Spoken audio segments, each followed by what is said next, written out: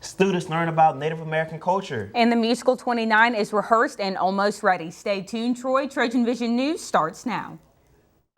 From the High Definition Production Center of Troy University's Broadcast and Digital Network at Troy, Alabama's International University, this is Troy TrojanVision News. Hello and welcome to Troy TrojanVision News for October 23rd, 2015. I'm Courtney Chandler. And I'm Sarah Singletary. Thank you for joining us this evening. Pike County residents have a chance to learn more about Native American culture right here on Troy's campus. Jordan Elston takes a look. The Troy University campus is hosting its second annual powwow. It's an opportunity for Pike County residents to gain insight on Native American culture. The school and the tribe, it's a combined partnership to educate local students about the Creek culture and the Native American culture, as we have many tribes represented. And it's a learning experience for them all, and that's what we want to bring to this. A fun-filled day, but an educational day. The powwow contained food, performances, and artists looking to educate those in attendance. I've been invited to this beautiful university powwow by the Machis people, and we're looking forward to sharing our music with them. We have a roots project that celebrates the music of my family history. I'm from Appalachia, Harlan County, Kentucky, and I just wanted to celebrate our rich culture and diversity through music with this project. One parent explains why he chose to bring his son to this event. I think it's good exposure for my son to see things that are different for him. The dancing was new to us, and I've actually, the Ojibwe Indians, I've been to one of their plantations on like a mission trip, so that was kind of cool to see them and just to be a part of that. If you are interested in attending the powwow, it will be open Friday night until 9 p.m. and Saturday from 9 a.m. until 9 p.m. Jordan Elston, Troy, TrojanVision News. The powwow is located on the Trojan Arena practice fields, and admission is free and open to the public. Troy's Department of Theater and Dance held a final dress rehearsal last night for their performance of the musical 29. Summer Leach gives us a look. Troy University's Department of Theater and Dance hosted a final dress viewing of the musical 29, written by one of Troy's faculty members, Tommy Newman. It's all about, growing up and finding your purpose and finding where you fit in the world, and it's all those struggles that you go through in your 20s, and most everyone here is 18, 19, 20, about to really embark on the biggest part of their life journey. It will lead to the people that they will become, and I think that seeing this and seeing the challenges that await them will be a really interesting and eye-opening experience. Newman and Alta wrote the play back in 2004, and Newman said the cast had a big impact on the changes made to the show. I thought it was a really, really great fit for our students, and I thought that it would be a really interesting challenge to work on the new material and to bring the show back that we haven't really looked at in almost 10 years, and try to reinvigorate it and find some sort of through line that all of the characters had. So I just thought it would be a really, really great challenge for everyone involved. The co-writer Tommy Newman definitely used our personalities to really liven up the show. He already wrote it about 10 years ago, but he re-scripted it and kind of reshaped it around us in a way. So we got to be a part of that, and the connections that we all had throughout it personally, so me to another actor, but also on stage is really beautiful, and it's so beautiful because we were a part of that. We were part of this new creation of this show, so I think that's the coolest part. One student said why he thinks everyone should come out and see the final production. I think that if they didn't buy a ticket and come see the show, that they would be missing out. It's really fun. I don't know, I can't say it enough. It's really things that we just relate to, or I personally relate to. It's really, really, I don't know, I think it's a really unique experience. Summer Leach, Troy, TrojanVision News. The first performance opens to the public is tomorrow at 7 p.m. and the musical will run through Tuesday. Thursday night ISCO's meetings was an opportunity for students to learn about Belgium. The presenters taught students everything from the country's political system to one of the largest music festivals held in Belgium every year. Christy Henderson takes a look.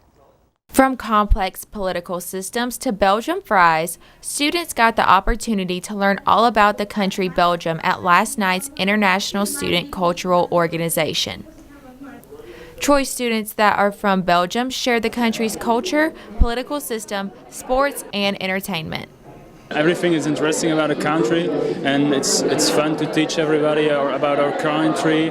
We showed a movie about a Belgian famous artist, Stromae. It was a really popular song, À la Rondance.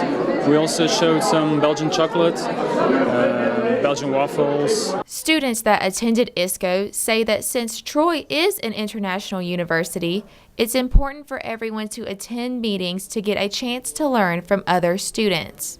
One of the things that attracted me to Troy was the fact that it's so internationally minded, and I get to learn from them and learn from their cultures, because I think especially in America we can be very Western oriented, and we don't really pay attention as much as other cultures do to what's going around outside. You get the culture from firsthand. It's people who are from that country, and they're able to tell you all about their country, and you can talk with them afterwards and get to know a little bit more. It's really a personal experience. The presenters told students about some fun facts about Belgium, and students got to share some of the more interesting things they learned.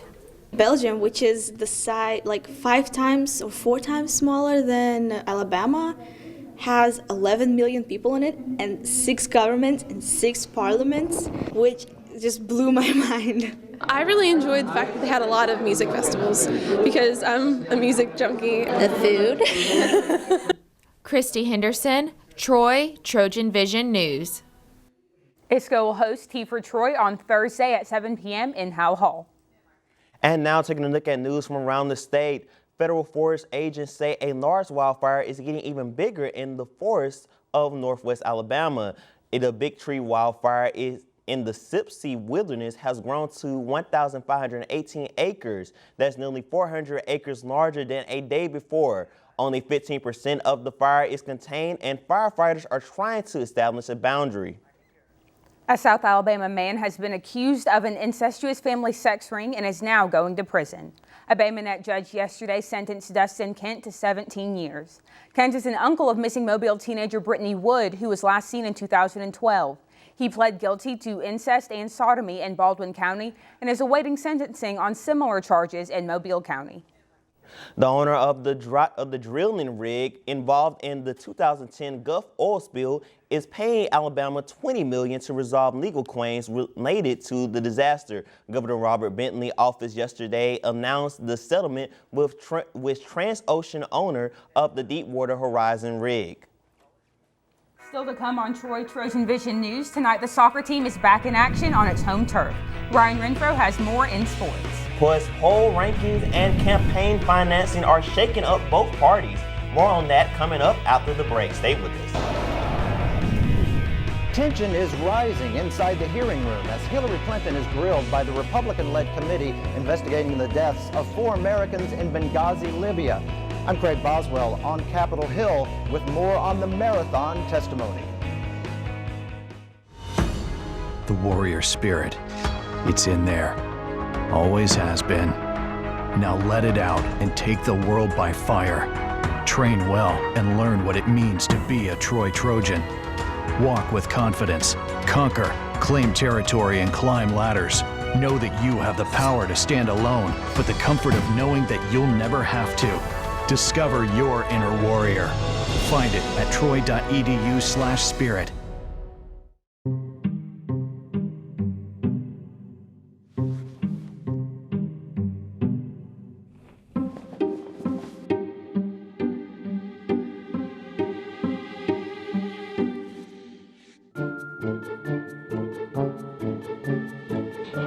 The smallest moments can have the biggest impact on a child's life. Take time to be a dad today. Now, the latest in Trojan sports on Troy Trojan Vision News. Like just yesterday, the soccer team was taking the field for the first time, but now the end of the regular season is officially here. The soccer team will play host to Arkansas State tonight at 7 p.m. and will turn around on Sunday at 1 p.m. to close out the regular season against Little Rock. Head coach Jason Hamilton says that Arkansas State, a team who has already been knocked out of the conference tournament, is an opponent who poses a threat to a 12-win Trojan team who is hoping to end its season on a positive note heading into the conference tournament. They don't really have anything to play for, so they're, why not just end their season taking points away from other teams? So that's what we have to be prepared for. They can just come out and they can be as aggressive as they want and go after the game. There's nothing on the line for them. Now, after tonight's matchup against Arkansas State, the Trojans face off on Sunday against Little Rock, a team that Coach Hamilton says will come into the game with an appetite for victory. Some good results this year. Double overtime against Ole Miss. They tied Texas. And again, defensively, they've been very stingy and haven't given up a lot of goals. And they're going to be playing for, they could end up anywhere from 3rd place after this weekend to 7th place, even 8th place. So, they're going to be coming off a game against South on Friday. And, they're going to come in here hungry and try and get some points out of the game against us to make sure that they stay out of the bottom two. The Trojans head into this weekend's matchups with a 12-4 overall record and have clinched their spot in the Sun Belt Conference tournament in November. The Trojan football team will head out to the west this weekend to take on its 3rd conference foe this season, New Mexico State. The Trojans are 0-2 so far in conference play and will look to snag that first conference win on Saturday. Khadijah Torbert gives us a glimpse into Saturday's action and why head coach Neil Brown believes that fundamental football will be an important factor in the game. I think they're well coached in all 3 phases. They're solid. They're not beating themselves, which I think is important. That's something I feel like that we may have done a little bit is beating ourselves with these turnovers. Offensively, they're a quality unit, and I think they're one of the better units in our conference. Defensively, they're improved over a year ago, and they've gotten good push in the middle, and that's been an issue for us. That's where we've had some really struggles. And then special teams wise, they've done a nice job. They've got a punt returner that's had a couple returns, none for touchdowns. For the past 2 games, Troy has seemed to come out flat and pick up second half. Some would say that is due to a lack of energy. I don't like the way we've warmed up. I think our kids are a little tense. And I don't know what it is. Maybe we need to. Have to look at our pregame warm-ups.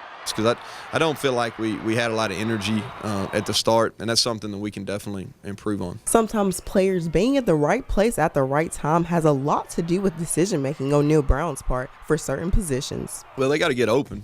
Yeah, they got to get open, and they got to make plays when the ball's thrown to them. A lot of it is we got to win versus man coverage, and then we're going to continue to try to get Teddy the ball because he deserves it, and he's our best receiver right now. But we do have to spread the wealth, and honestly, we haven't thrown the ball great. We haven't played catch great, and there's a lot of reasons behind that too. But there's some guys that we need to get more involved for sure. Good matchup. We're looking forward to going cross country and playing out in Las Cruces. Saturday's game against New Mexico State will kick off at 7 p.m. on ESPN3. The Trojan volleyball team was back in action last night in Trojan Arena. Rachel Wilkerson takes us courtside for a look at last night's matchup, next week's game against South Alabama, and one Trojan in particular who left her mark in the record books. After a 9-game winning streak, the Trojans lost to Texas State in Trojan Arena Thursday night. I thought Texas State played really, really well, and I thought we didn't. It's been a long time since we've played like that. It kind of brought us down to earth a little bit. I can't say enough about the way Texas State played. They played really well, and we didn't play well after the first game, and that's kind of a recipe for disaster. Senior Darby Griff set the Troy career blocks record with 304 in the first competitive set. It was a huge goal coming into this season, so it was amazing to be able to break it, especially since the last record holder was one of my previous teammates, Devin. And I always looked up to her as a middle, and so it was a huge goal and a huge accomplishment for me to beat that record. I just wish that it could have come with a win. Like Lizzie said in our meeting afterwards, sometimes taking a step back gives you some pretty serious perspective, so hopefully after this we can turn it around and use it as motivation for this upcoming week. The Trojans face a challenge as they head down to play their rival at South Alabama on Tuesday. The team has a lot of work to do in order to be prepared, and Sonny says it starts with him. We've got to clean up a lot of stuff on our side right now. I'm really not happy with our performance or execution or focus and our intensity, and that starts from me as the coach, and it goes down to them. So we're going to be working a lot in the next couple of days of trying to make sure that they are mentally and physically prepared and to the best of our ability, and then we'll go down and we'll play as hard as we can and see what happens. I mean, it's a rivalry match. South's going to be ready for us because we beat them here, and we have to be able to answer the bell and come out and play well. Rachel Wilkerson, Troy TrojanVision Sports. Tuesday's matchup against the Jaguars will tip off at 6 p.m. in Mobile.